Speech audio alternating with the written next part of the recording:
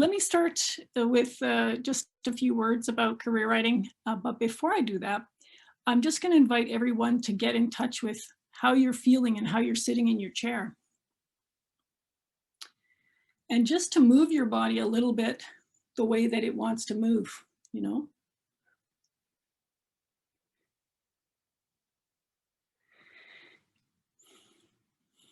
Yeah. And during this whole workshop, I encourage you to sort of keep tuning back into the body when you notice maybe there's a little tension in your shoulder. And instead of ignoring that, which we are apt to do when we're learning sort of in this intellectual way, is just to honor your body, even if it means you want to shut off your camera for a few minutes and just do some stretches or stand up. You know, please do so that you can really honor and respect. And I know when I've taken long Zoom workshops, sometimes I'll just turn the camera off so I can lean back and sort of scratch my hair and, you know, whatever. So we all need those moments of taking a break from feeling like a goldfish in the bowl. So please feel free to do that. Okay, so career writing. I'll just introduce myself and tell you a little short history of it, and then we'll start with the introductions. So career writing is basically creative and expressive and reflective writing, those three kinds of writing that we would use for career identity formation. So I'll talk later too about why we would do career writing, but in a nutshell, the kind of career counseling that we used to have, which was a matching paradigm, matching an individual to their skills to a particular job, we know is still part and parcel of career counseling, but it's not enough in the day, you know, in the modern day that we find ourselves. For instance, we know that a lot of new jobs that are being created are flex jobs. Like in Canada, about 30% of new jobs are flex jobs. So, and that's a tremendous change from, say, even 20 years ago. So we don't have the same security we had with an employer. And so we have to remain, as Mark Civics calls it, employable, as opposed to finding employment, we have to remain employable. So that's a central part, central thing to think about when we think about career writing. I have been teaching writing for personal development for 25 years. And about 2007, I started working with my now deceased partner, Frans Meyers. I started working on career writing, and we developed this method over time. He was a career theorist. He was a constructor of theories, and he worked for at the Hague University, and he was also a private consultant, and he and I worked together on developing the method. And it was a very inspiring 10 years that we worked very closely together, and we became life partners. And then he died 2 years ago, just over 2 years ago. And I was showing a few people, but I've written a book called Writing the Self in Bereavement, which actually uses the same principles that I use in career writing to actually work through grief. So what we're going to be doing today is much broader than just career. It's really about your whole life. So I work for the University of Athabasca here in Alberta, and I also work for the Hague University of Applied Sciences. So all of you that are doing applied sciences or at a University of Applied Sciences, like I know Mark and your group are, will know sort of the atmosphere of such a place and what you want to be doing with your students. And the biggest change we have found in using this at the Hague University, because we've been using career writing there since 2008, so it's quite a while already. The biggest change we've noticed is that students are engaged with the material.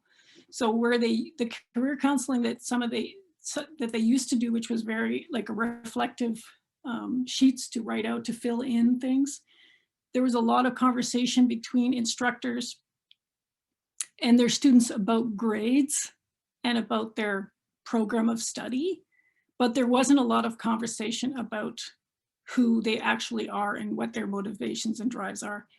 And now we actually have student groups who come in and they'll say things like, oh, I didn't want to miss the writing class, you know. And even one of my colleagues there, she told me, she said, at one point, at the end of the semester, I get gifts on my desk. She says, I have gotten chocolates and I've gotten flowers, and people say it's been life-changing. So it's wonderful to see the change that has happened in using career writing. And so, but you'll have to see for yourself, of course. So again, this is a 5-hour workshop. And we're going to take some good breaks, though, in between. And I always take breaks when I kind of schedule the breaks, but I also listen to what my body is telling me. And I notice that I think that it's a good way of working when you're working with groups yourself, because some of you may take this method and work with groups, that it's really important to stay in tune with your own body and not go, again, too much into your head. So. Before we introduce ourselves with the 2 prompts that I have, and then we're going to go into breakout rooms, I would like to invite my colleague Esther Wafula from Nairobi to read us a poem about names and naming, which she sent me a few days ago, and which is beautiful and a great start to this workshop. So Esther, welcome. And you can speak a little bit of the poem if you like, or we look forward to hearing it. Thank you very much for the invitation.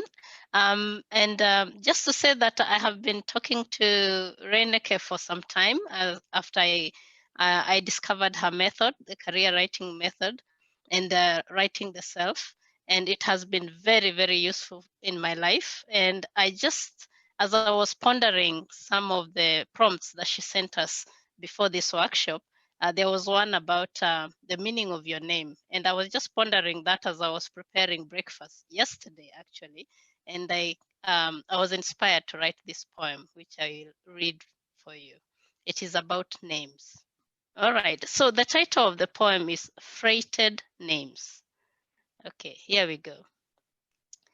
Chopping blueberries on a bright red board, I noticed the white blush on their indigo skin and how readily their flared crowns allowed the knife to sunder their flesh this way and that. It is 5:30, the eyelids of dawn are barely open, the chirping of birds inaudible above the sigh of the school bus that disturbs my musing on the meaning of names. Mine are 3. The first, from a land we do not know but call holy. The second, closer to the hills and rivers of my people. The third, given at the crossing from maiden to wife. The first commemorates the star of a savior queen. The second demands decorum between in-laws. The third honors the rain that graced the moment of birth. But who am I in this métissage of freighted names? Thank you. Thank you, Esther. Thank you. You're welcome. Okay. Stop share. Okay. Yes, wonderful. So on that note, I would like us to go into breakout rooms of 2 or 3. I'll let you decide, Mark. 3 it often works well. And then on this first page of the workshop handout, you'll see it says your name, the story of your name. And I invite you in the group of 3 to just talk to the others in the group and say something about the history of your name. Maybe you were named after a skater, maybe you were named after a place, maybe your name has a special meaning that you would like to tell.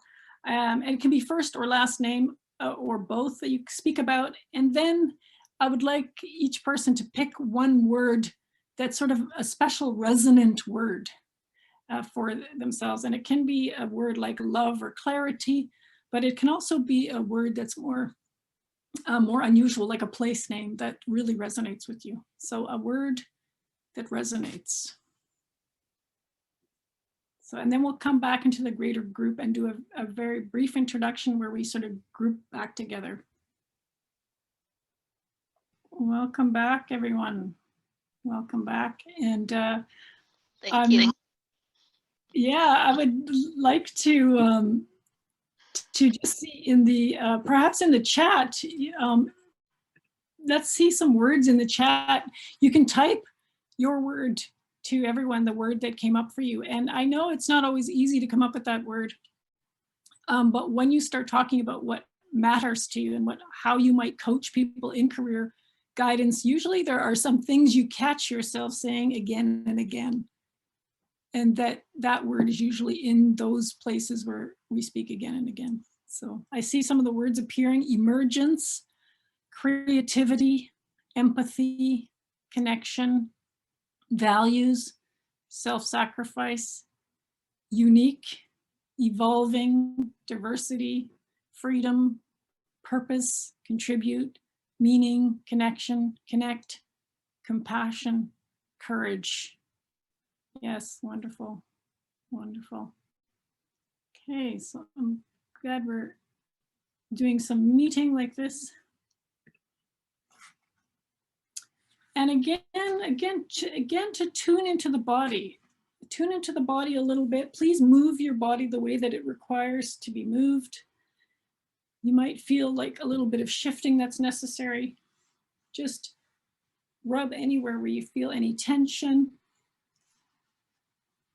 Many of you have already had quite a work day and are already tired and have probably done lots of emails and all of that. So you'll feel that. Okay. So I would invite you, and that's on page 2, or no, page 1 of the handout, is I would like you to write down a question about your life or career that has been following you around, that seems ever alive for you at this moment in your life, at this moment in time. And trust the pen to tell you also what that question is. And you might find as you're writing it down, and you don't have to share the question with anyone, you might find as you're writing it down that there's hesitation or there's enthusiasm. Whatever feeling is around the writing down of that question is welcome. So the question may be very broad, like, what is the next step for me in my career? Or it might be very specific. It might be a very specific question, like, how do I deal well with this difficult student that I have currently? Because this person seems very stuck in their career. So it can be a question about your life, or it can be a question that's really burning for you that involves another person as well. So just take a moment. Just take a moment to write it down. And we're going to be working with this question later. And as the beat poets used to say, first thought, best thought. So let that question that wanted to be spoken come onto the page.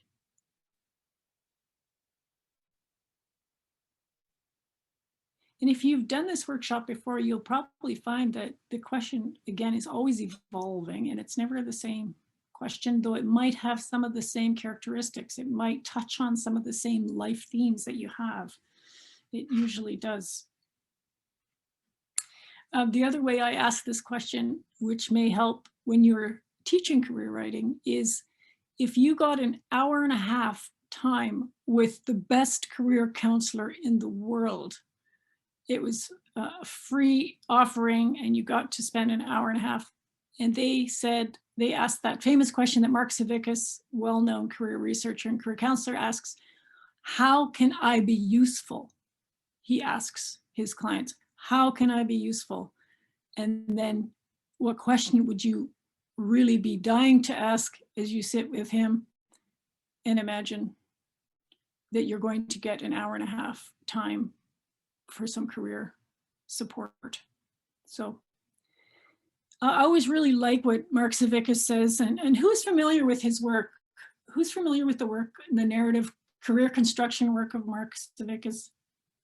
And many of you who are taking career training will be familiar. Anyway, Mark Savickas is an American researcher and theorist, career construction theorist, who's developed a method called life design, which is a beautiful way of making an identity portrait. And he invites his clients always, when they're in a room with him, he says, how can I be useful? And I really like that, because He specifically says, I don't ask how I can be helpful. I don't ask how I can be supportive. I ask how I can be useful. And what is beautiful about this is that the agency for one's life stays exactly where it belongs, which is with the student or client. So it's very distinct use of language. And he always works with the language that the client brings forward. So if that client says to him, it feels like my feet are stuck in the sand. He said, okay, well, interesting, tell me more about that. And then they might say some more. And he says, well, what I notice is that you say only your feet are stuck. It's not like your legs are stuck or you're up to your hips. So what does it require to lift the feet out of the sand, or maybe not, or maybe they're perfectly where they need to be. So, and that's how the conversation evolves, that he really uses the language that people bring forward when they're working with their process. And that's one of the beauties of writing, is that that language transfers to the page where we ourselves can become observers of our own text. There's that physical distance between the eyes and the page that allows us to become observers of our own story. And that's one really important dimension of narrative career guidance, is that we're able to see our own words and then reflect on them usefully. So, and after so we have a kind of a dinner break later on in about an hour and a half. And after that break, I'm going to explain the theory of career construction that I use with the career writing method. But I always teach the theory much later in the workshop, somewhere in the middle of the workshop, because you first want to have that experience with the writing so that you have more to work with. You know, you don't want the theory at the beginning. And that's one mistake many of our schools have, with all good intentions, have made, is they present theory before practice, theory before experience. And we actually need experience first to be able to reflect upon. So we're going to do that deliberately in a different order. I'll just read you a little quote from the booklet that I wrote. Writing is a companion for life. If you sit down with pen and paper and listen to yourself with empathy and acknowledge what you hear, and even allow yourself to play a bit, you will experience a glorious kind of aloneness that opens your heart and connects you to the world. So this work is also very much about the relationship that you have with yourself. Okay. Okay, so why career writing? Just to give you a little background, why would we use career writing? Like, what problems is career writing intending to solve in our current society?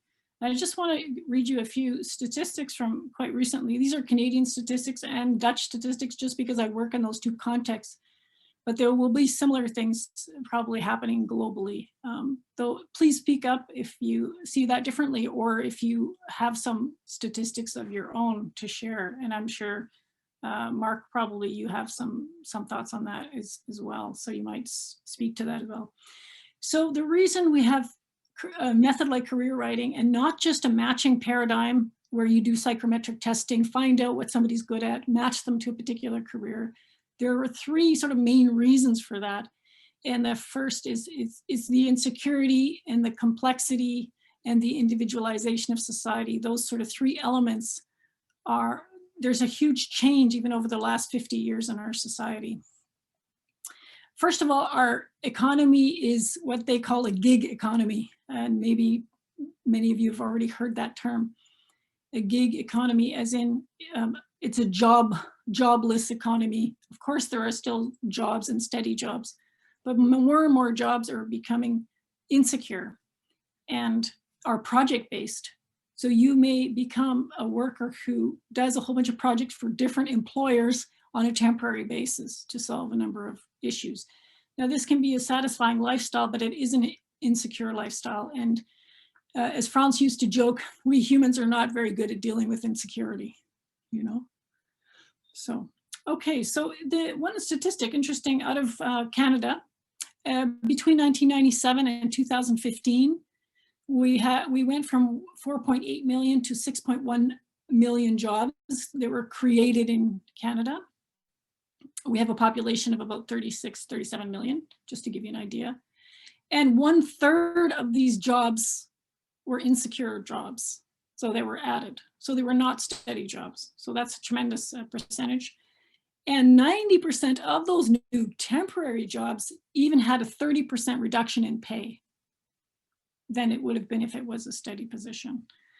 The other thing, of course, is artificial intelligence. They estimate that between 35 and 50% jobs will become automated or becoming automated. Now I know that percentage is very high. It's hard to even imagine that would have such an impact. But Can you say that again, Reinekke, the amount of automation? What was that again? They estimate, this is an estimate, 35 to 50% of jobs will become automated. Yeah. And of course, there are many additional changes now with COVID. I actually didn't get a chance to look up statistics on that, but the unemployment rates in every country have increased because of COVID, as we know. And thankfully, in many countries, there have been financial programs to help. I know in Canada, we have a good program to help people who now cannot work in the fields that they were working in, especially like the restaurant industry, the hotel industry, etc. Just to name several careers. So, Mark, did you want to speak to this insecurity? I'm not sure how your context is or how you counsel students within this new context. Is there anything you'd like to add? I think there is nothing to add from my side. I just would totally agree in what you say. I mean, people, they need security, and less they get security from their working environment. So I think I have nothing to add on. Okay. Yeah. Okay. Thank you. mean, And I saw you nodding as well. Yes. So, and that's in the insecurity part, and we hear this a lot, like flex labor, contingent, temporary, part-time. We hear these terms, and they, for the employer, they sound so positive and optimistic, and they sound like, oh, we have to be flexible, we have to be self-directed. But there really are some very difficult realities around that. And we, again, as humans, we crave security. We have our families to feed, and we have a place we need to live, etc. So these insecurities are really profoundly affect people. So we need to be able to respond to that in healthy ways and stay healthy. Now, I was briefly tell my own story. I started at Athabasca University teaching in 2003. My youngest was just a baby, and I worked online part-time for them. And I taught as a university instructor for 15 years before I applied basically for my own job and became a tenure track professor. I've only been a tenure track professor for the last 2 years after having a long career and steadily working, not really taking a lot of time off or even for the children, etc. And yet in a country as civilized as Canada is, I stayed on that temporary list for a very, very long time. And then finally applied, for my own job. So that was a lot of insecurity over a long period of time. Okay, the other thing is the complexity of work. So where we used to be able to identify with a particular career, like, okay, you're growing up, you say, I really would like to work in medicine. You became maybe a nurse, doctor, and you specialized. And then it matched up, you had these interests and skills and matched up with a particular profession that exists. So there was kind of a match that it was logical. You grew up, you say, I want to be a nurse, or I want to be a fireman or teacher, those type of careers we think of readily when we think of careers.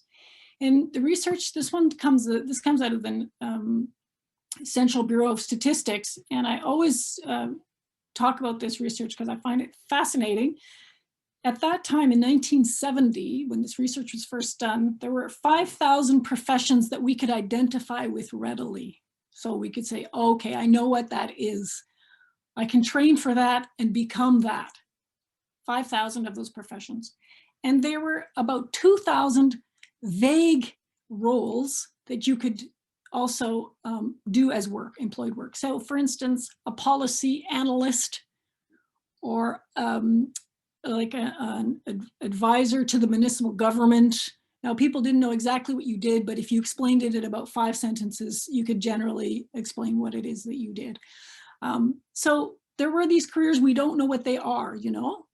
You have a name tag and then it says Reinekke, and she says facilitator of personal development.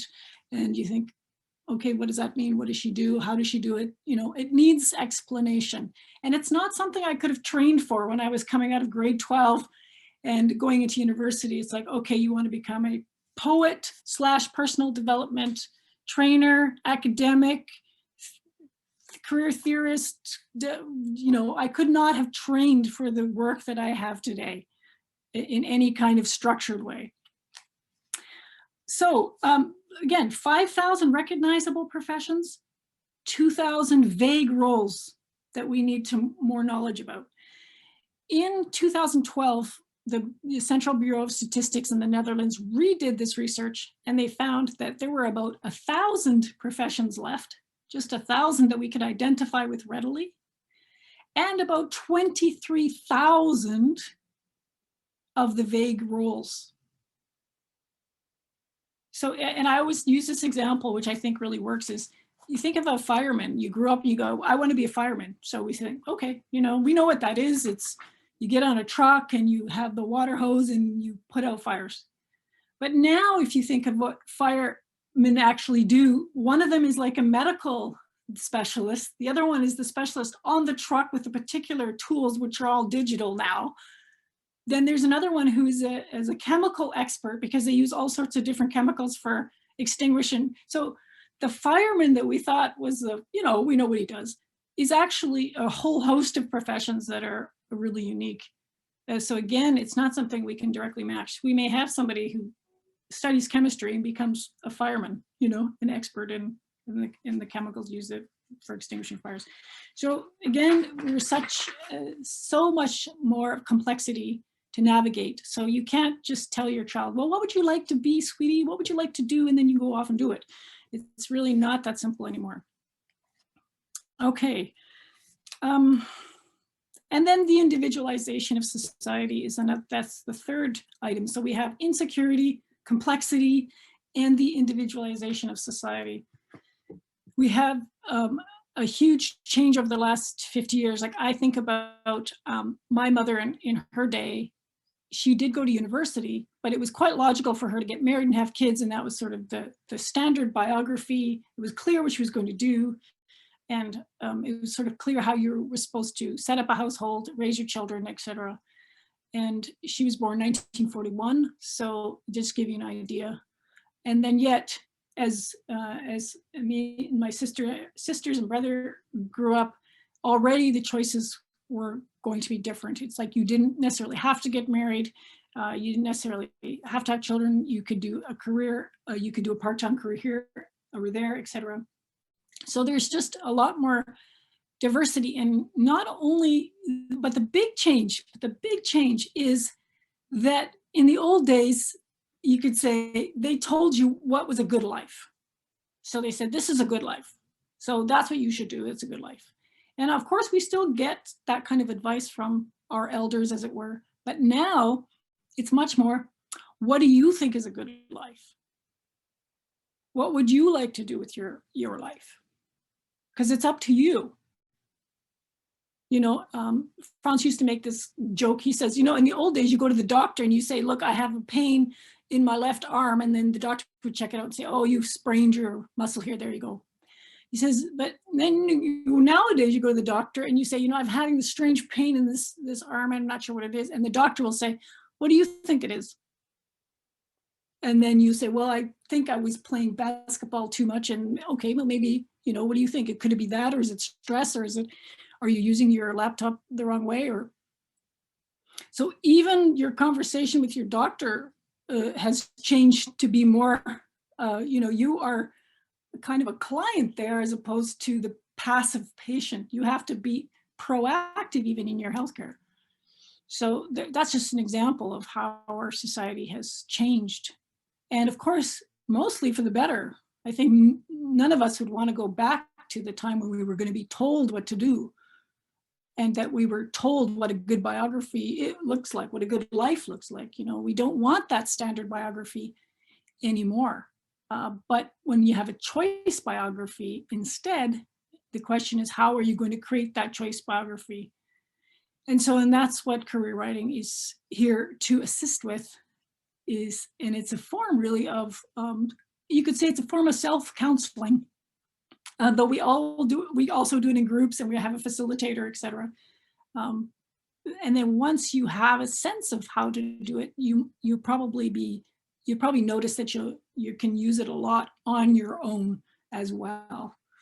So, okay, if there's no urgent questions, I will just end off before we take a 10-minute stretch break and coffee break or tea break or whatever we need to do. I just want to close with, and what do employers want these days? What do they look for, which is different than 30 years ago? You know, 30 years ago, if you saw a job ad, it would list a list of skills like knows how to use the DOS program, you know, or is fluent in 2 languages, etc. That would be like the list.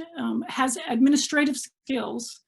Okay, but nowadays we see advertisements like we want a proactive, creative, and relational being that we will hire for this position.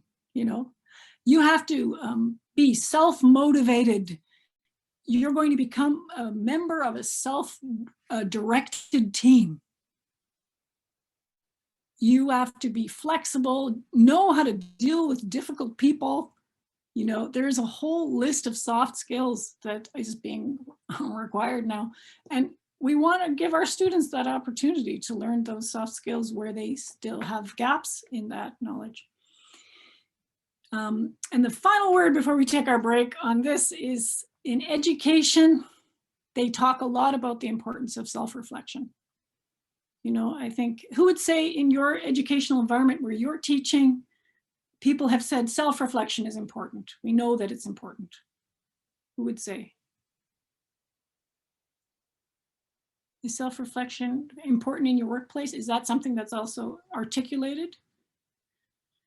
Okay. Okay.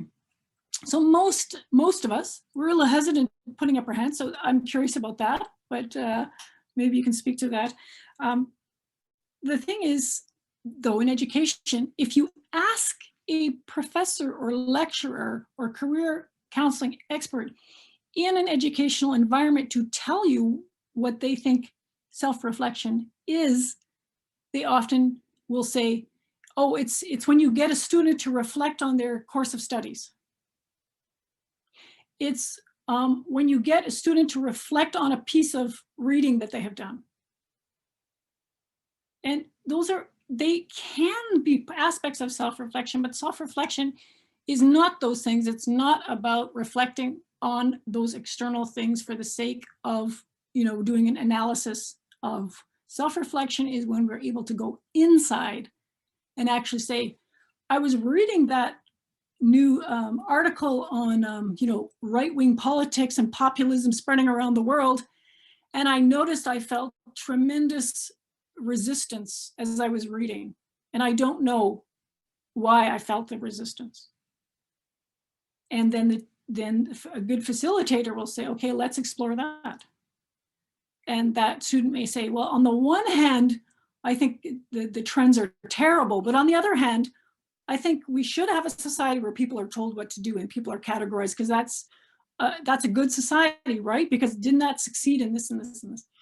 So even from those very feelings, the invitation is then to look at what is it that's going on inside me. So I also call it microscopic listening, where you're like, well, what's really happening?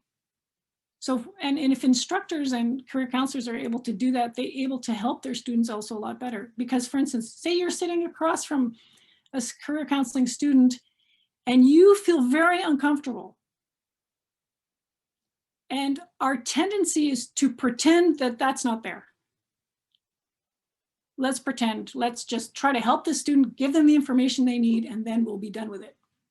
But if we can tolerate the discomfort and we can feel it and we can name it. We say, you know, I'm sitting here and I feel I want to help you, but I'm noticing that somehow my intention to provide support or to be useful to you is not somehow being communicated. I have a sense. So I don't know what it is I should do right now. But I was thinking maybe you have an idea too, what's lacking for you, what's missing for you. Or if you had a wish and it came true, what would that look like? So you might describe your own sense of being stuck because you're self-aware. So I'll give this little example. I remember in a meeting I was at with my research group in the Netherlands at the Hague University. I had a moment, I was presenting something and I had a moment when I felt something I said didn't feel right. It felt insincere, or I don't even remember what it was at the time. And I went out to the coffee machine and I got a coffee, and my colleague said something to me and we addressed it there in the hallway.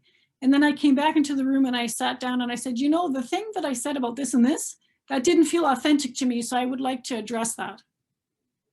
And immediately there was a more genuine rapport that I had with my colleagues as a result of noticing what actually wasn't true for me. So I could go back to that. So self-reflection is something that is both affective, emotional based, and cognitive, where we're able to start observing what is going on, even in our bodies. So, and that's part of this career writing training is also really about that. Microscopic listening it's a term I borrowed from a well-known writer called Brenda Euland, who wrote her beautiful book in 1938, but her word microscopic listening is still pertinent today as part of our learning to do self-reflection. Good. Again, inviting you all just to be aware of that body and how it needs to breathe and how it naturally breathes us. And usually our breathing is just fine as long as we don't get in the way. Okay. Before we go and do our first writing exercise, which is called the proprioceptive method of writing, and I'll explain that, I wanted to visit very briefly what is self-reflection. I've said what it isn't, but what is it? And I've written a definition that I'll put in the chat for everyone. And I'm just going to read it aloud and then I'll share it in the chat. And I'm actually working on it for an article that I'm writing, and I wanted to share it with you in this form. So self-reflection is not reflecting on that outside stuff, but what is happening inside us. So the process of learning to observe and gain insight about oneself and oneself stories in relation to others, the environment and lived experience in a way that is both felt and includes conscious thoughts. Self-reflection acknowledges the presence of varying, sometimes contradictory internal voices and perspectives, and borrows its definition of self from the dialogical self theory. That's what I use in my work. It assumes that an ability to cultivate psychodiversity within the self leads to more capacity for democratic expression and action. I've added that sentence because the article is for a global citizenship piece of work, but I'm going to send it to you. The process of learning to observe and gain insight about oneself stories in relation to others, the environment, and lived experience in a way that is both felt and includes conscious thoughts.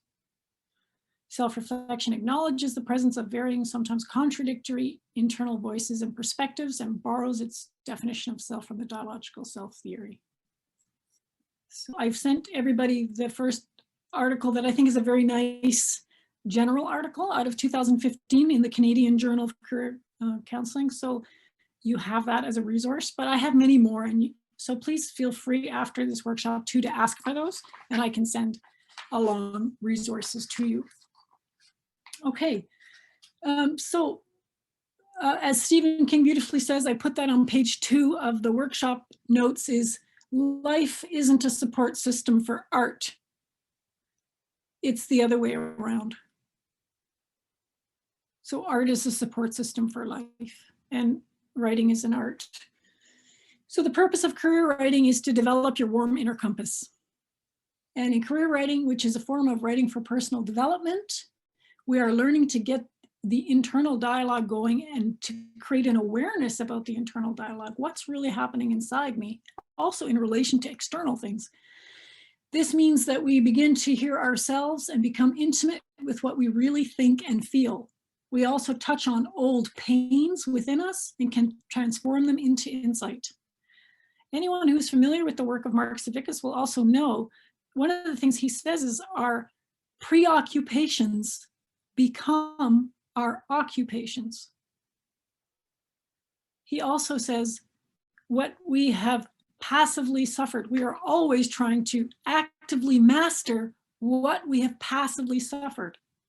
So interestingly, your career choice and the career choices of your students will be related to what Mark Savickas says is we are always trying to actively master what we passively suffered. Our preoccupations, what preoccupies us, becomes part of our occupations. I remember him telling this story when he was a keynote speaker at the Hague University in 2011. He came and spoke, and he said he was there. It was a big crowd, like I think we had 200 people, maybe even 300 people in the conference. And he said, he told this great story. He asked somebody in a random crowd once, he said, so tell me about your child, tell me something about your childhood pain. And that person said, well, the worst thing that ever happened was I came home and my mother was doing a suicide attempt, and I was actually trying to save her. She was on the bathroom floor, etc. He told some details. And he says, okay, so what is your chosen profession? And this person literally sat with a paramedic uniform. So sometimes the career choice is that literal. And sometimes it has aspects of it that are less literal. So for instance, I always say in my case, I think the reason I have chosen this career of stories is that I had a few very uprooting experiences early in my life, which was one, I immigrated to Canada at age 5 from the Netherlands. And it was very, not always easy to fit into Canadian society with a strange name. No one could pronounce it, you know, and we had the wrong clothing because my mother, as an immigrant mother from the Netherlands, didn't dress us like Canadian kids dress, sort of thing. So we had some other issues there. And the other thing was that our parents the marriage did not survive the immigration. So my mother stayed with us in Canada, and my father ended up in the Netherlands. So for me to bridge the life, and I was exiled in those two ways, stories became my way of bridging that gap of my identity. Okay, so our identities are stories. So here's a definition of identity. Our self is a much bigger thing, but our identities are stories that we tell ourselves and others about what is meaningful to us. Those stories need to be heard, developed, but also questioned. So part of the work that we do in career writing is to construct stories, but we also have one particular exercise I use to deconstruct stories, because we also tell ourselves things that aren't true anymore and that don't serve us anymore.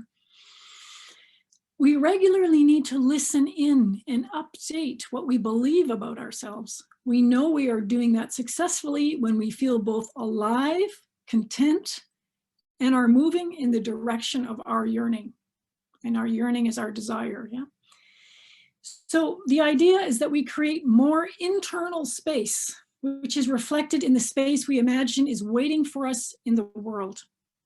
So as we develop a deeper connection with our inner world, the invitation is also to give this voice and ask for what we need.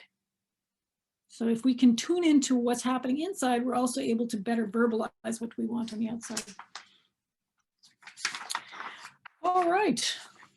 So any questions before we start doing some actual writing together? And I'll be providing instructions in a minute for the first exercise, proprioceptive writing. Any urgent questions, you can put them in the chat, or you can just speak up.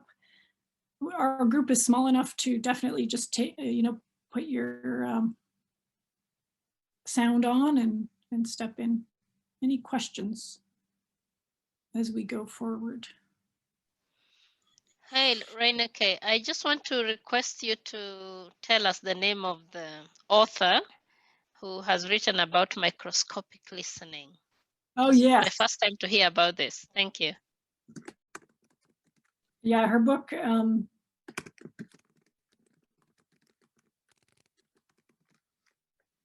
it's a book for writers, for writerly inspiration. She was a writing instructor and wrote this fantastic book. I think it's one of the only books I know in the English language that is constantly being reprinted and resold even after that many years. So it's really fantastic. I put it in the chat. Okay, anything else? Anything? Yes, Reinekke, could you repeat the question that Savikas asked the audience in the Haagse Hogeschool? Was it an awkward remembering out of the youth, or what was it what he explicit asked? He told in the crowd, he told the story of a crowd he'd spoken to in the United States, I believe it was, where he said, who is willing to volunteer, volunteer to talk about this? And then somebody raised their hand and he said, okay, so tell me a difficult experience out of your childhood. Tell me a difficult experience out of your childhood. Okay, yeah. Yeah. And then they relayed this quite dramatic story. And then he said, and what profession did you choose? Or what profession did you end up in? Well, we have this illusion that in a way we chose our profession. I mean, did you choose your profession when you were 12 years old or 14? Did you know you were going to do what you're doing today? Yeah. Even 10 years ago. Yeah. Thanks. Okay. Thank you for the question. Can I ask a question as well, Reinekke? Yes, Pien. Yes. Sure.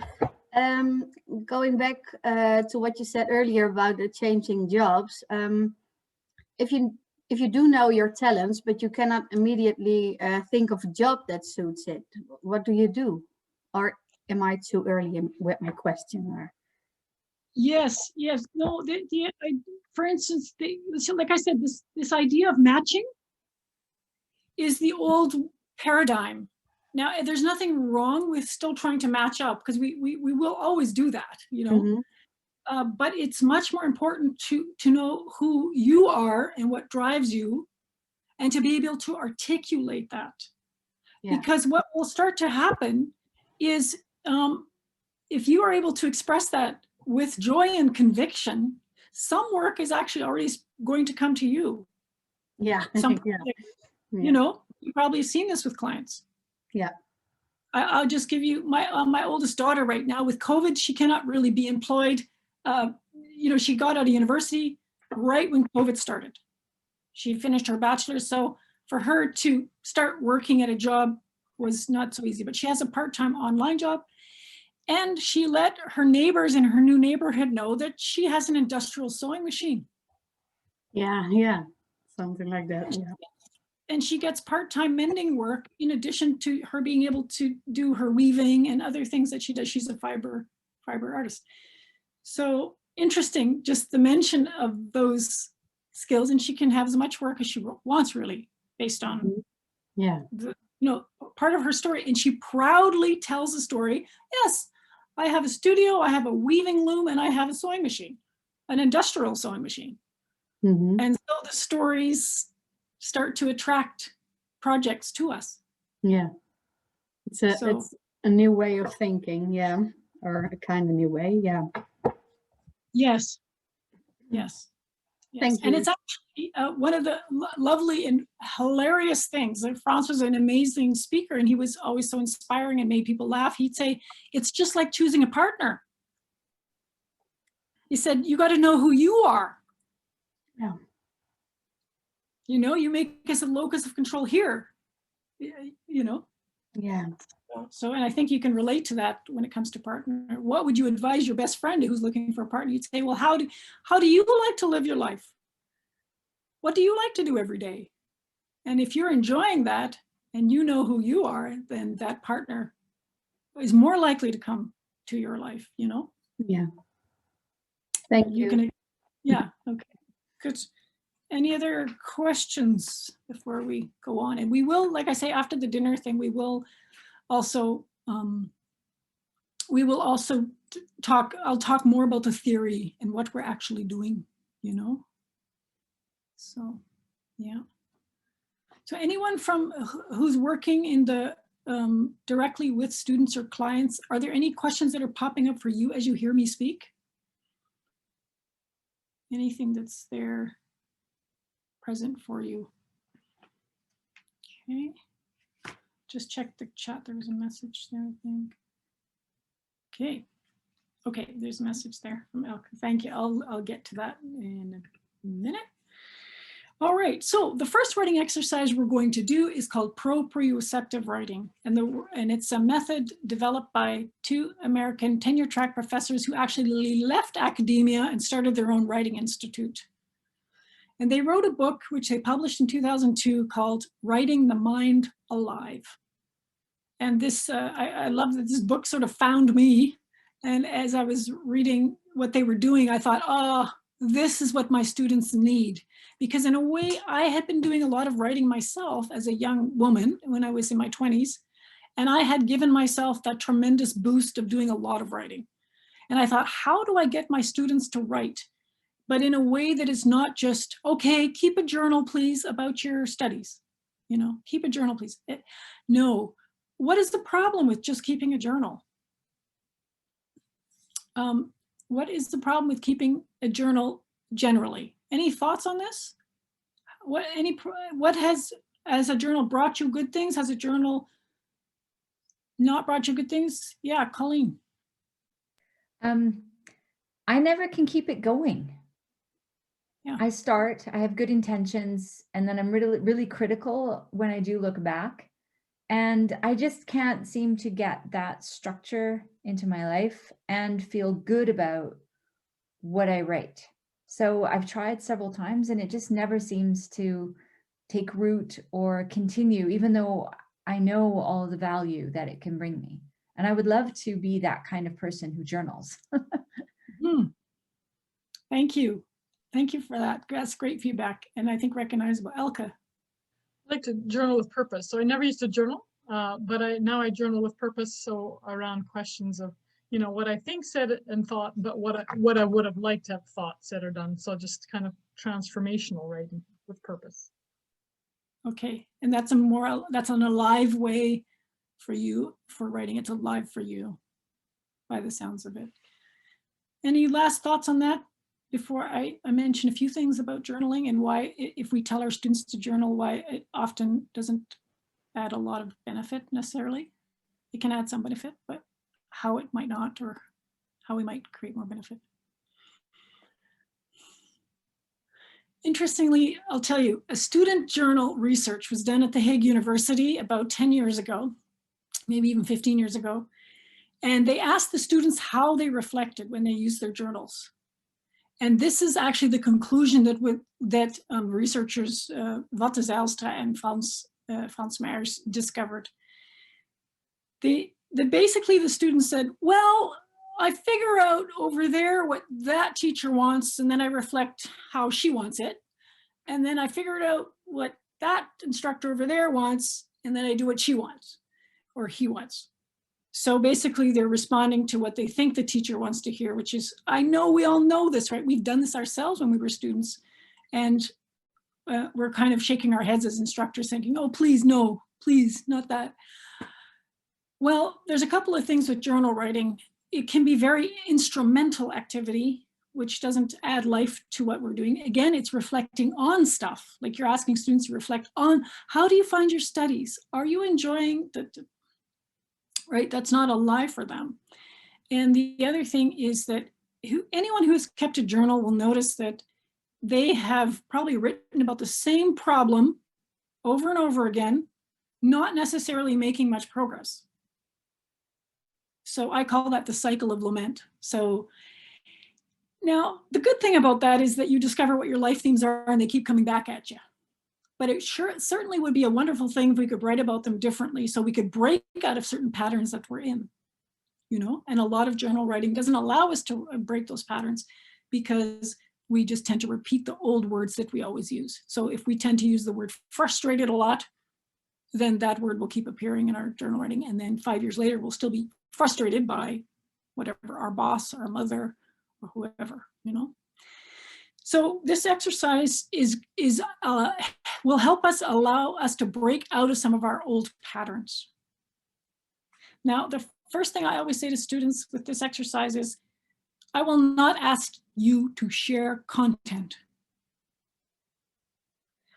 This exercise I call the proprioceptive one. I say, this is for you to develop the internal dialogue. There must be one writing exercise, and I recommend this one, to stay private, because otherwise you cannot tell yourself difficult truths that you don't want anyone else to know or hear.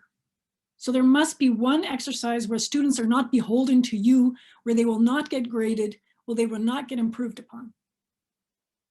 And you want to give that to yourself too, you know.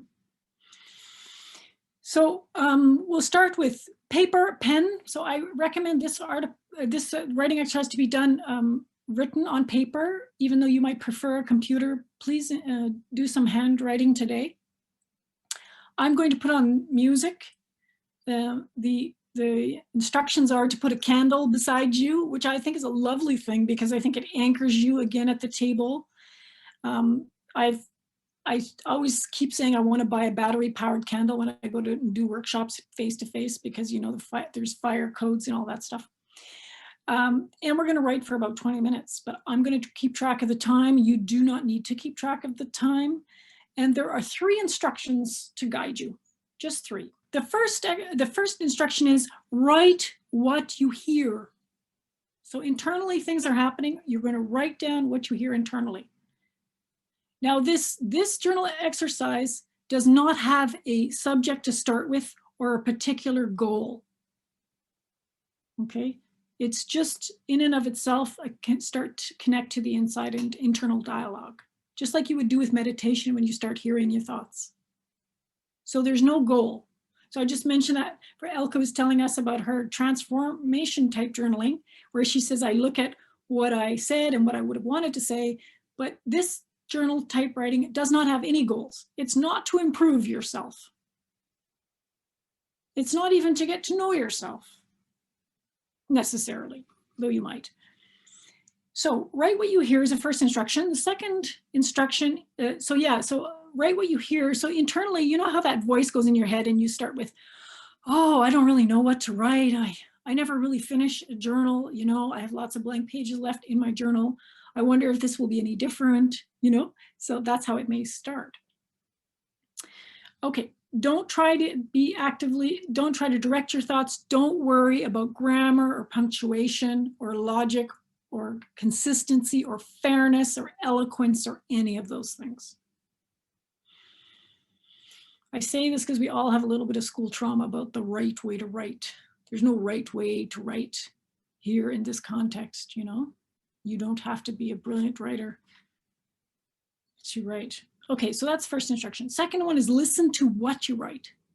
So what ends up on the page, you're also observing it. So the skill that's most active as you write isn't writing, but listening. So again, the skill that's most active as you write isn't writing, but listening. Hearing yourself no matter what comes up, and listen without judging, editing, or censoring yourself. So for anyone who has a similar thing to what Colleen just mentioned about being a bit critical of what comes onto the page, is I invite you to to do this writing with the intention of self-compassion and non-judgment, just to set that intention. And the third instruction for this exercise, again on page 4, ask the proprioceptive question, which is, what do I mean by?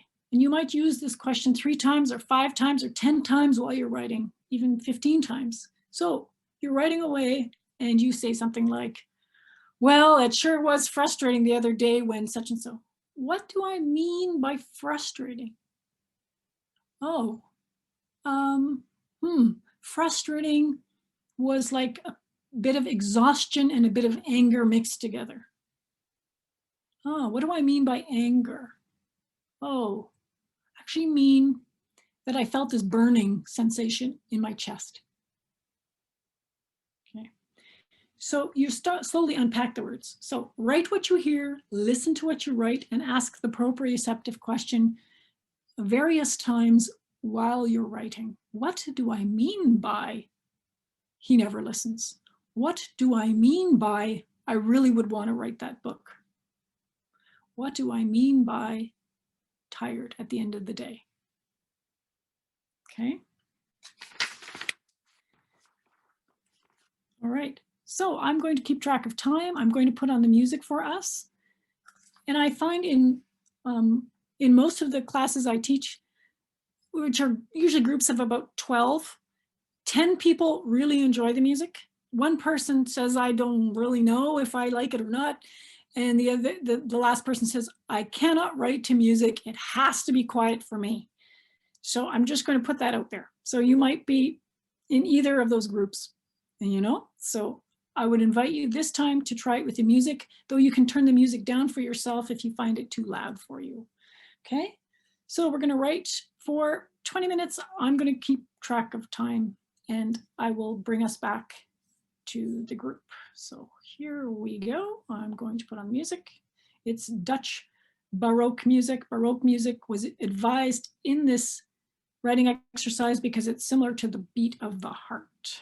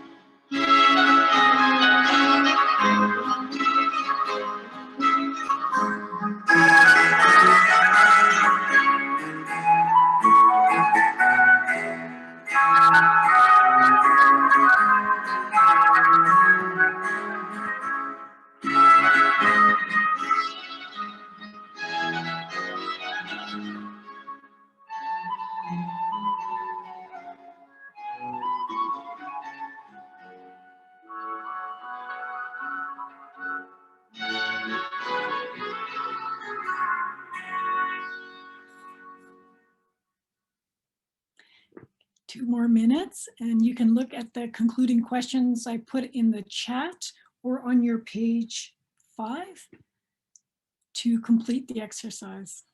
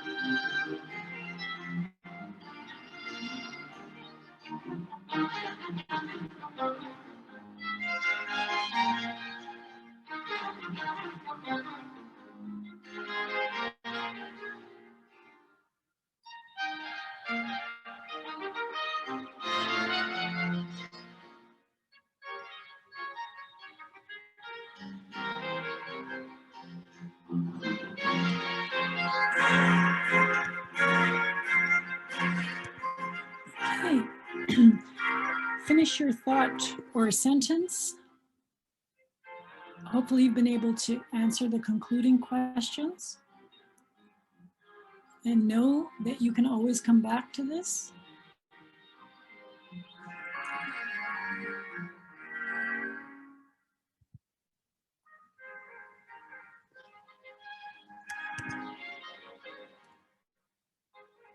Okay, I'm going to turn the music off now.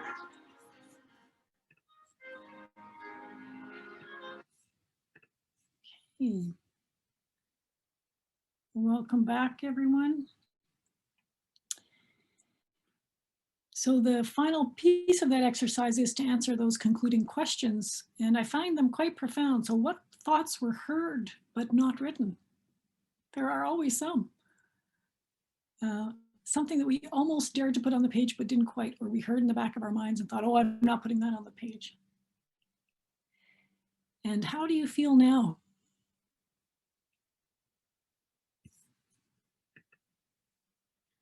And what larger story is this right a part of? Is it the career story, the relationship story, the death story, the fear story, the opportunity story? And what ideas came up for future writing? Yeah, as some of you may have seen the schedule, this is around the time that we would break. I'm just going to extend by about 10 minutes now, and then we will take that break, maybe 10, 15 minutes. And then we will take that dinner break because many of you who are in Europe will need to eat, or in Nairobi, maybe having a bit of dinner. So we're going to do that. We're going to have some breakfast here in Edmonton. So first impressions. Thoughts about this exercise? How was the process? Do you have something you'd like to say about the process? Yes, Esther. Thank you for the opportunity to share. I just want to say that in terms of process, the music was really helpful. And you might note that Baroque music is not a typical kind of music we hear in Africa. And so it is so different, and it really guided my writing and and gave me a very beautiful flow. I really appreciated that. Thank you. Okay, thank you for that feedback. I wondered actually how the Baroque music was working for you in Nairobi, you know. And Athira, would you like to speak to that too, to the Baroque music? How was that for you? Because the other music that the authors recommend is actually the Indian ragas. They recommend that, you know. So for me, it actually worked quite well. It matched my thoughts, and because my thoughts were also jumping, you know, from one to the next one. So it was kind of, there was a good vibe. I could relate well with it. okay. No, thank you. And I know some of you could hear me typing. I apologize. I was typing the concluding question for you in the thing, but of course my computer is the one generating the music. So apologies for that. And so anyway, thank you for that. And again, you can choose a different kind of music if you find this one doesn't work for you, as long as there's no words in the music. There's no lyrics, you know, just instrumental music is good to use. Okay, so this really is the exercise for tuning in, and I'm open to hearing a few more impressions, but I wanted to say something about a journal, because Colleen, I have had this issue with journals in the past, that I finished the first 10 pages and then I had many blank books that just sort of stacked up over time. Yes, so that's how I began my writing life as well. And but what has changed, two things have changed for me, and maybe even three things, and I wanted to mention those for anybody who is finding this issue. One is that I have allowed my journals to become anything, meaning I sometimes put a shopping list in there. I sometimes put a to-do list in there. I actually frequently do that. If I want to change my living room around, I might draw my living room and put the furniture in different spots and draw it out so that I have my plan ready. So it becomes a drafting book, a notebook. So use the journal as an artist would for all kinds of impressions. Maybe you hear a really beautiful quote on a radio program you're listening to, and you write that in the journal as well. So there really are no limits to that.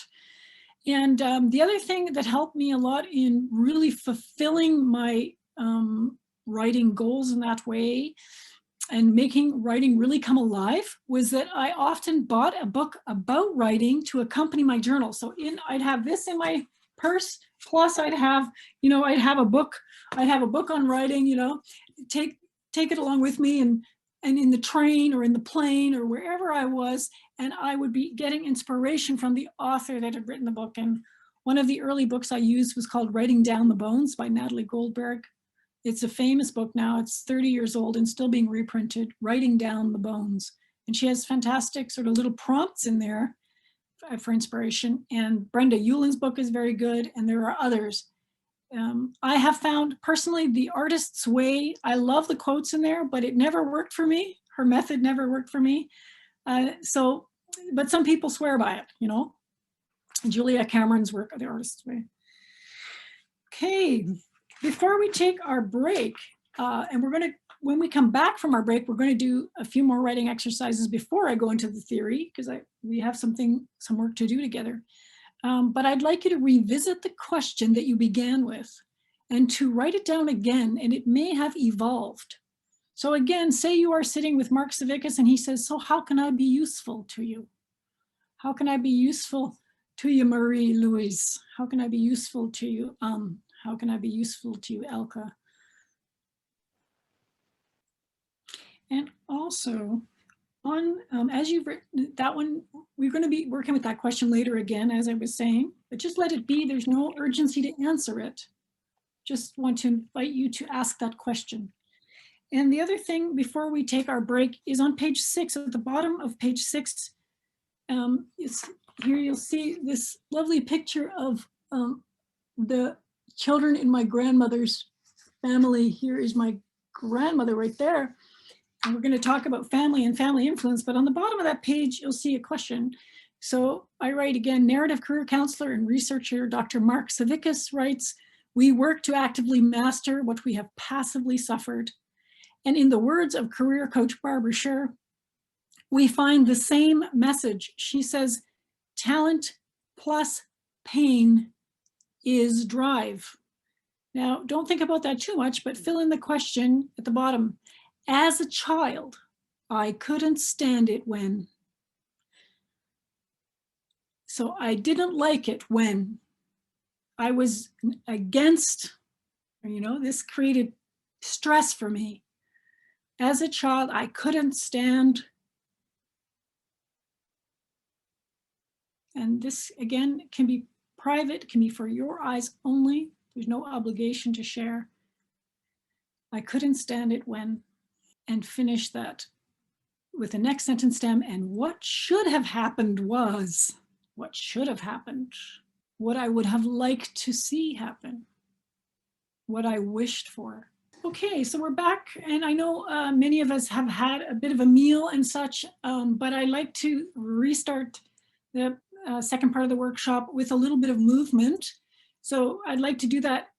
I'd like to invite you to do that, but to do it in your own, at your own pace. So you might stay in your chair, or you might stand up.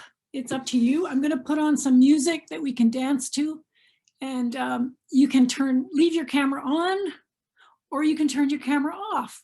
It's really up to you. I think I might leave my camera on because it might be fun just to do that, just to get our bodies moving so we're awake also for the second half. So here we are. Just 2 minutes.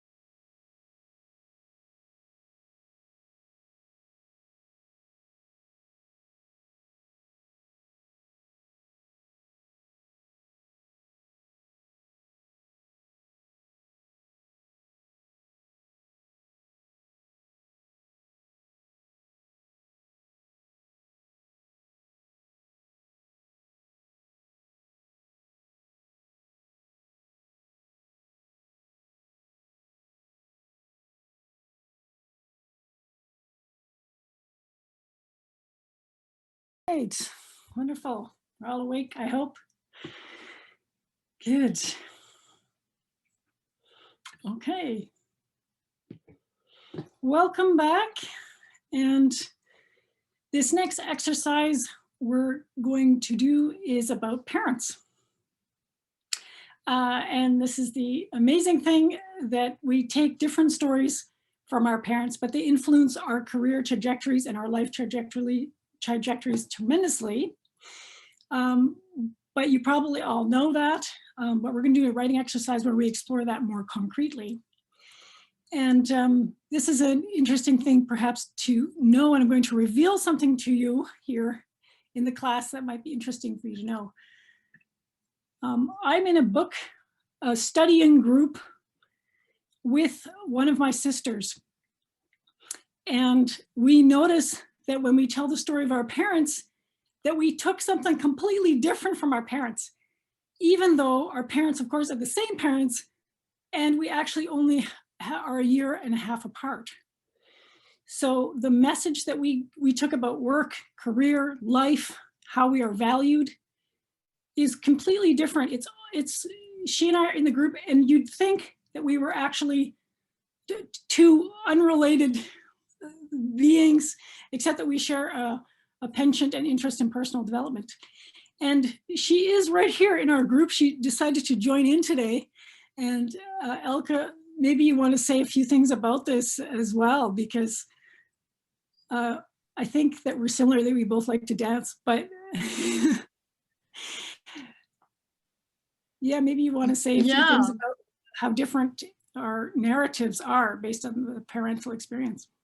Yeah. Well, I think my main narrative is not mattering. So that's what I took away from all the images that stick with me growing up, is that I didn't matter in various ways.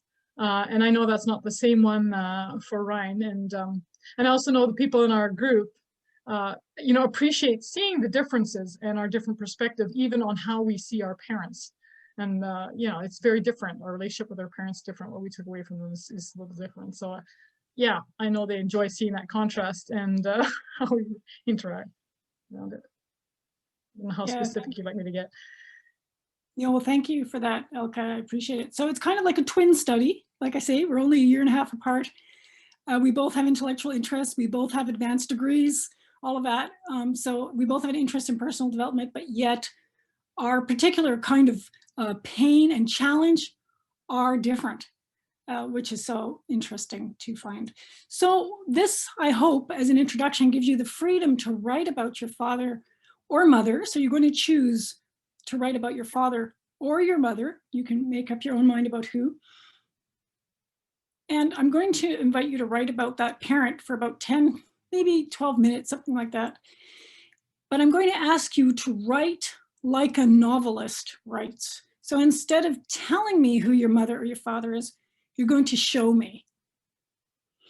So I'll give you an example. I could tell you that our mother, her name is Hiske, is very strong. I could tell you she's very lively, she's very artistic, but then you still don't really see our mother. But if I tell you that when she was about 33 years old, she wrote a letter to the archaeological diving team of Switzerland in Zurich, actually, and she wrote a letter of application to be a scuba diver on the archaeological team in the lake of Zurich. They were doing underwater excavation type work to see if some of the old buildings were actually built on the water with poles, etc. And she did that. It was the old days, right, before email. So the letter went in the mail and they received it, and they didn't know it was a female applying because her name is Hiske is a Frisian name that they didn't know. So they hired her, and she put 4 children in the back of a 2 chevaux and drove to Switzerland for her job with the 4 of us in tow. And she put us in a mountain hut sort of up in the hills in a farm where she had some babysitting. She had a nanny for us. And she would drive down in her 2 chevaux down the mountain each day to go to work. Now that tells you a lot more about my mother than if I said she's lively, initiative taking, artistic, a career woman or whatever. So I invite you to write about your mother or your father with such detail. And you will find as you write that there'll be positive things, let's all the labels, we have positive things, negative things, it doesn't matter. But show us that person. Show us that person in a way that we could actually see, relate, get a sense of who they were. So that's the first stage. And I'll ask, after the writing, I'll ask people to share a few lines from your work. But again, there's never an obligation to share from your work. So it can stay completely private also. So just so you know that. So I'll keep track of the time again. You can turn your cameras off if you like, and start with this sentence, which you might repeat. My mother, or my father, my mother is the woman who. My mother is the woman who. Or my father is the man who. My father is the man who. And go from there, 10 minutes. Okay, as you come to a close in writing about your father or your mother, I have 2 questions I put in the chat that I would like you to respond to also by writing out those answers. So what was my mother's, say it was your mother you were writing about, what was my mother's core belief about life? First thought, best thought. What was my mother's core belief about life? Or what is my mother's core belief about life?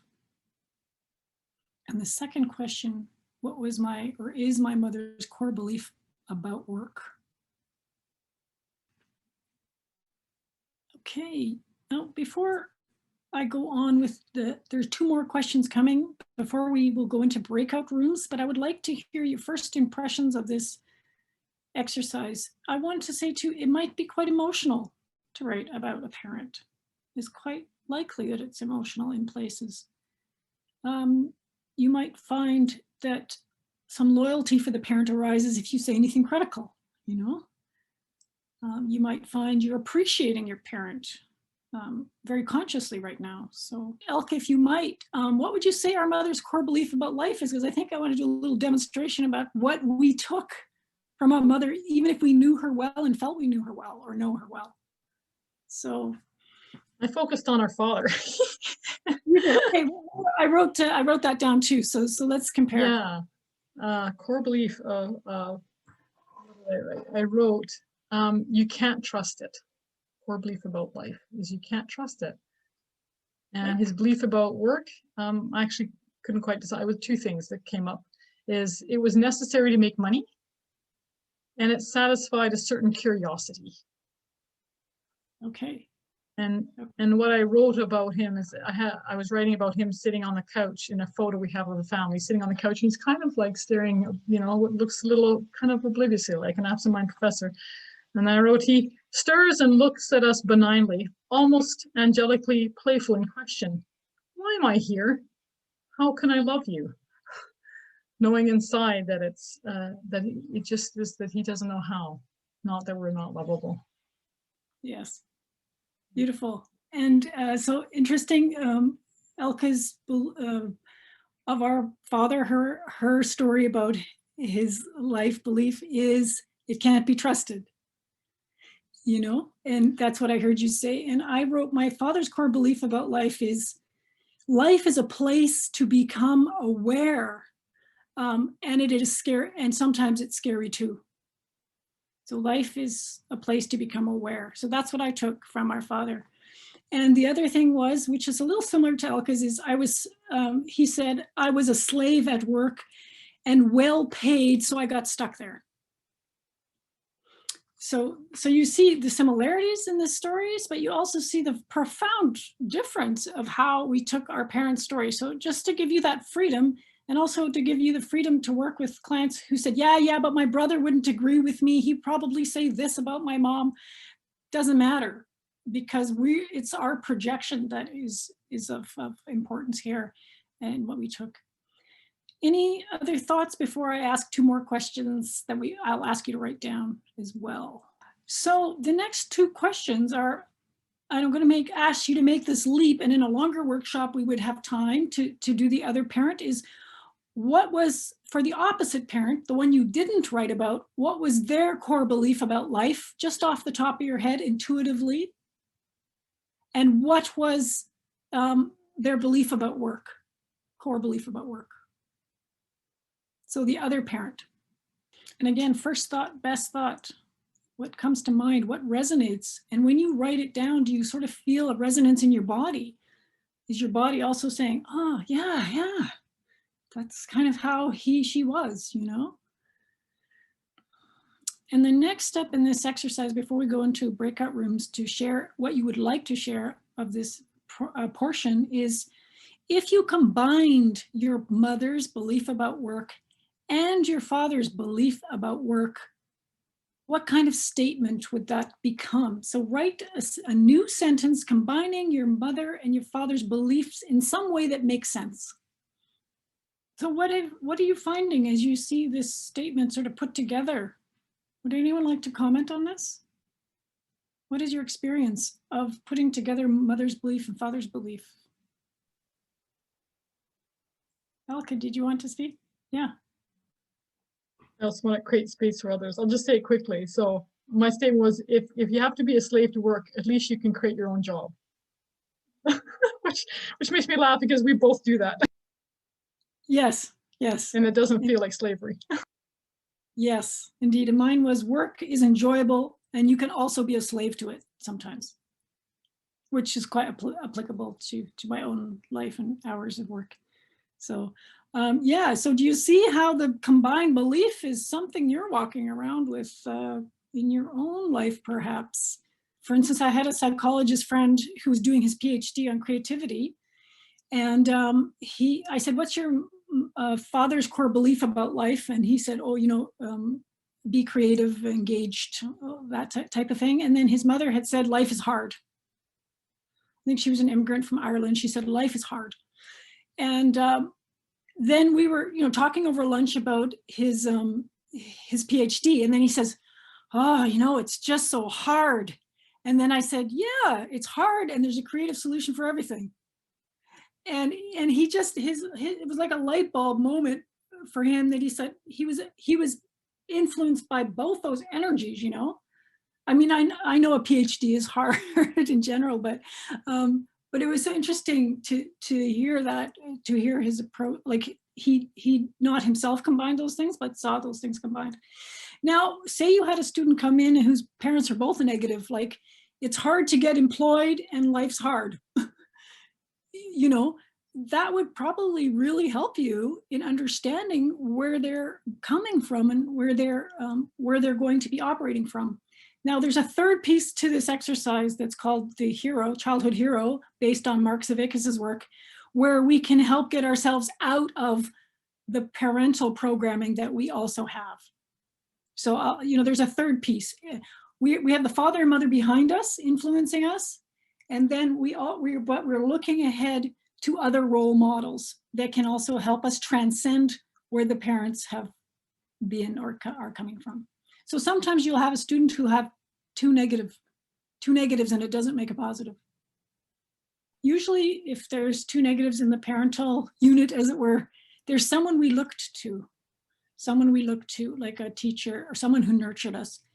And as Canadian trauma specialist Gabor Mate says, we only need one person who believes in us and supports us. Okay, I'd like for us to go into breakout rooms again. Again, 3 to a group would be lovely. And just to spend 5 minutes sharing some of what came up for you. Again, sharing is up to you. And say, maybe you want to read the father and mother's core belief to each other, just to explore that in the breakout rooms.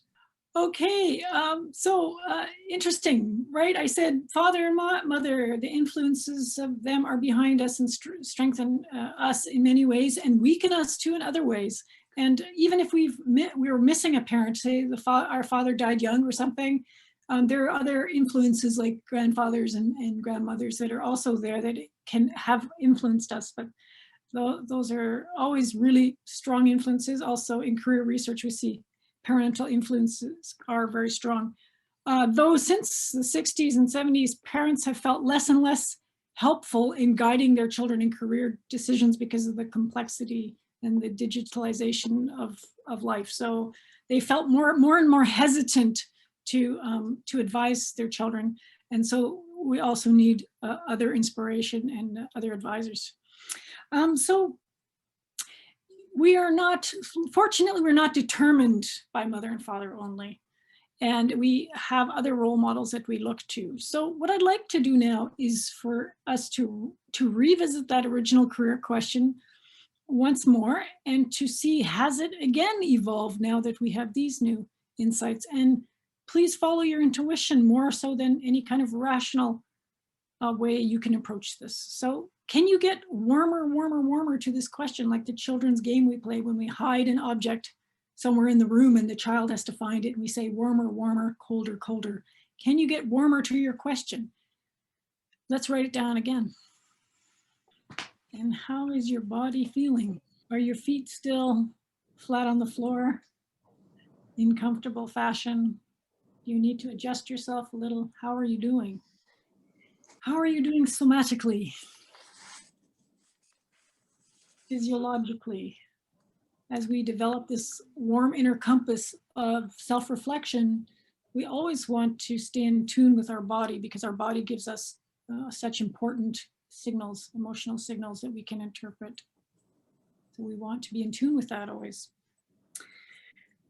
Okay, now this exercise is inspired by the work of Mark Savickas. One of the first questions he asks in his life design work is, who was your childhood hero before age 10? Now I've asked this in my workshops when I teach in The Hague and in Finland. I asked this question, in Iceland I asked this question, but I want to extend this question to say, who did I admire before age 10? A living person or a fictional person, like from a comic book or a movie or a children's book, a character out of a story, or a real living person, except not your mother and not your father. So maybe it was your grandmother, maybe it was an aunt or uncle or cousin, who you admired before age 10. So who did you admire before age 10 that was not your mother and not your father? Apparently, so you probably have somebody written down already, a relative or someone out of a story. Apparently this question, who is your childhood hero, works very well in the United States, but it works quite poorly in Europe, I found. And maybe it's our history of being war-torn that we don't want to idealize anybody and call them our hero, that we're quite critical of heroes in general. Or it's too romantic a notion for the European mind. I don't know. So I always say, who did you admire? Because that, I think, is universal to all of us. We all have those that we admire. So I've adjusted that question from Mark Savickas' work to be more culturally appropriate. In fact, when I first used the word hero in The Hague, I just got shudder, sort of, I don't have a hero. So, but we all have those we admire. So, okay. Does everyone have someone? Why don't we put them why don't we put a few names in the chat if you are willing to share, you know, maybe yours is Pippi Longstocking, or maybe yours is a pirate out of an old series, or Scheherazade. Okay. Or your grandfather. Yeah. Yes, Laura Ingalls Wilder from The Little House on the Prairie and Anne of Green Gables, yes. Aha, yes, Batman, fantastic. This is my favorite grandfathers, yes, and Superman. Yes, and Pippi Longstocking. And for me, it was Yoda. I read Zora, don't know, but we're gonna find out. Okay, thank you for sharing those. Now I'd like you to write a paragraph, about 5 to 10 sentences describing this person or character you admire as if I know nothing about them. So you have to convince me, you have to introduce me, show me this character. So for instance, the red Zora, which Sarah posted, I don't know it all. So when she writes, she's going to write it in a way that I will be able to see. Okay, so take 2 minutes to describe, again, show us that character. As you finish this description, add 1 or 2, maybe even 3 qualities of this character. Were they brave? Were they humble? And the last step of this this particular exercise is you have your career question, which has now slowly sort of been refined and refined. And now I'm going to ask you, what would your hero, what would the admired person say to you now? What would they say to you about your question? How would they help you answer that question or respond to that question? Write a little dialogue, and you can return to this conversation. And when sometimes we're afraid of the answer, but you know, an answer like, stop this job is not a literal advice that we have to then take and roll with, you know. Sometimes it's even a symbolic type answer, like if you know, quit the job you're doing, but maybe it's more like quit the way you're doing the job, you know, in the sense that you might need to take daily walks or things like that usually come out of it. There were some questions in the chat that I thought would be useful just to respond to briefly, and then I'm going to go into the theory and do a screen share with that. There was a question about why the hero or the one we admire gives us space. How does that create space for us when we're looking at career questions? And I typed out my answer, I'll read it to you. So why they allow us some space beyond because they allow us to go beyond what we were taught in our family, and because there's a deep loyalty to family in the way of the family and culture, especially, you know, the more conscious you are, the more we break free of those things, right? But the less aware we are, and our students are often just at the beginning of this journey, the more those things influence us, and it feels very restrictive and small sometimes because we're following in these patterns and not really realizing. So we can create new combinations in ourselves and various variations based on this different perspective that the hero or the person we admire brings. And much the same way as when we marry into a new family, there's other spaces that we can encounter. Now, not all of them are liberating, but some of them give us new perspectives that are really helpful. So we need new ideas and inspiration to project new possibilities on what we need to go beyond the programming of familiarity. And we aspire to something concrete when we imagine what we could take from the hero. And then there was a question in the chat too about the speed of writing. Who is finding that their thoughts are so much faster than they can keep up with in their writing? So some people feeling that? Yeah. Yeah, so the first thing often is that the thoughts want to tumble out and they're rushing to get out. And actually, it might see it as a really good sign that you're finally listening in such a conscious way, because probably there's some voices inside that have been quite eager to get out and be heard. But these things do slow down as you do more writing. Those voices tend to slow down, just like if you're a meditation student. Those thoughts become less chaotic.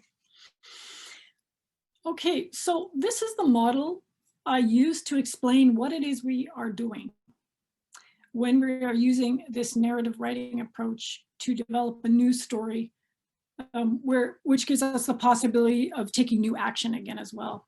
Now, somebody else in the chat, Stein, I think it was you, asked about whether this is related to therapeutic writing.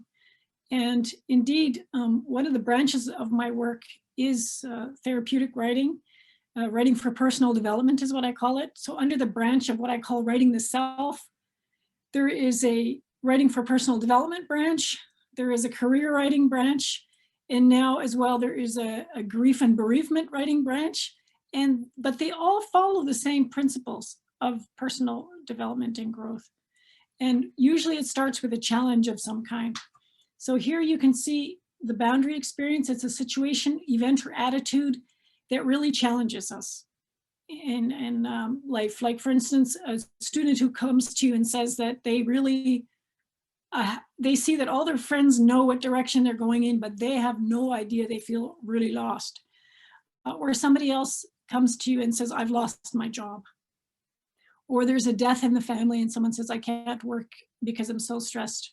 So here something happens, or it's confusion, or it's a very painful loss.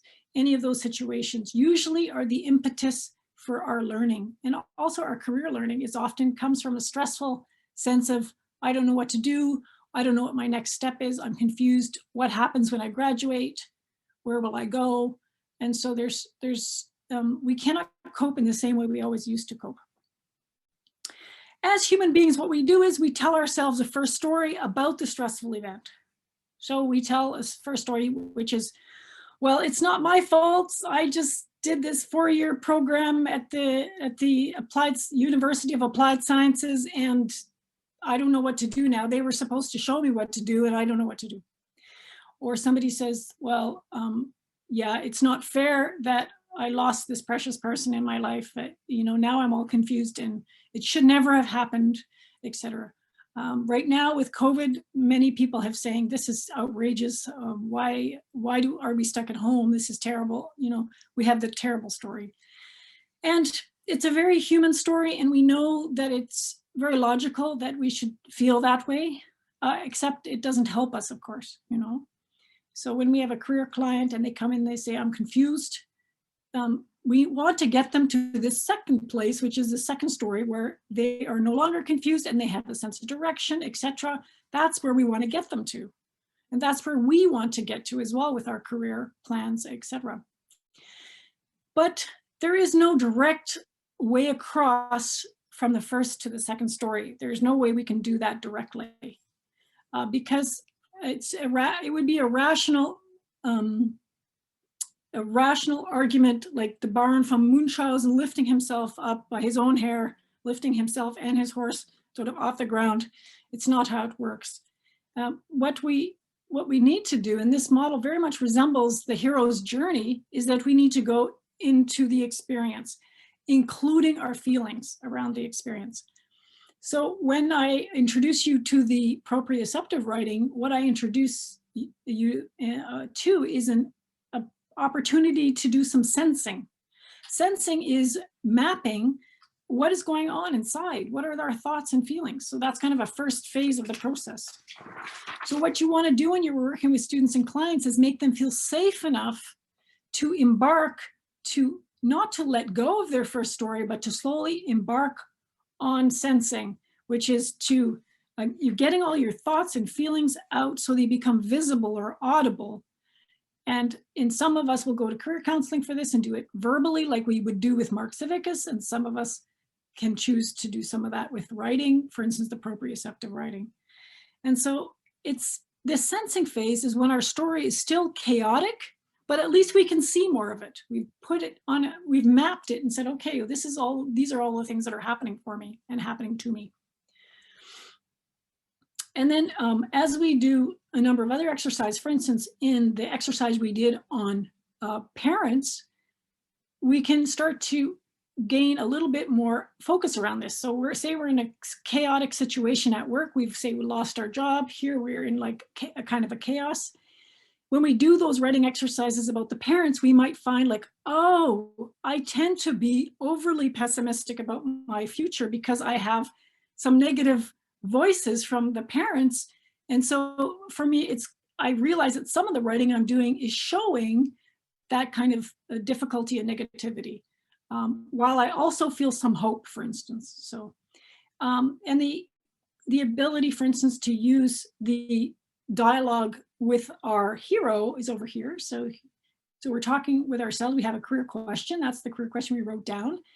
And then we invite like either a career counselor or the hero that we've described to go into dialogue with us. And this is like the motor of us going through these phases. So this generates the internal and external dialogue, starts to generate a kind of dynamic that we can move through the sensing, sifting, focusing, understanding stages. I know this looks very linear at the bottom. Sometimes we go from sensing to understanding and bounce right back to sifting. So it's not completely linear. The idea here, though, is that there are a set of cognitive learning stages that we can go through to slowly gain insight. But the insight, because we're really working with our feelings as well, and in our writing, the understanding that we start to gain is a felt understanding. It's not just here, but it is also here. You know, the insight actually starts to drop into our bodies. And it's so important because if a second story is a sheer rationalization, then it doesn't help, right? So our first story might be, oh no, I'm unemployed, things are bad. And our second story may be, yeah, but I know I can solve it, it'll be fine, it'll be fine. But if we don't feel that, we are not empowered, you know? So when we go through the sensing, sifting, focusing, understanding stages in dialogue with others and in tune with ourselves, this moves us through this transformational space. Writing gives us this opportunity to observe our process, which helps us not to drown in our drama. We're able to observe while we are in the chaos. We're like, huh, I feel my life is right now chaotic and messy, but yet I can observe that from a sort of a sense of peaceful place as well, just by writing it down and stopping the chaos and just putting it on the page. So slowly but surely we move through these phases until we develop a second story. Now I had a student, I wrote part of her story, she wrote part of her story. She had been working in a news company for 39 years as a news journalist. And one day they decided to downsize, and she was one of the people that lost her job. And she says, I worked for them for 39 years and I was fired in 39 minutes. She had to pack her box of papers up. She had to go home and she was in severe distress. Now, this is a woman who writes for a living. She never thought to put her thoughts on paper. She happened to take my course called Writing the Self at Athabasca University.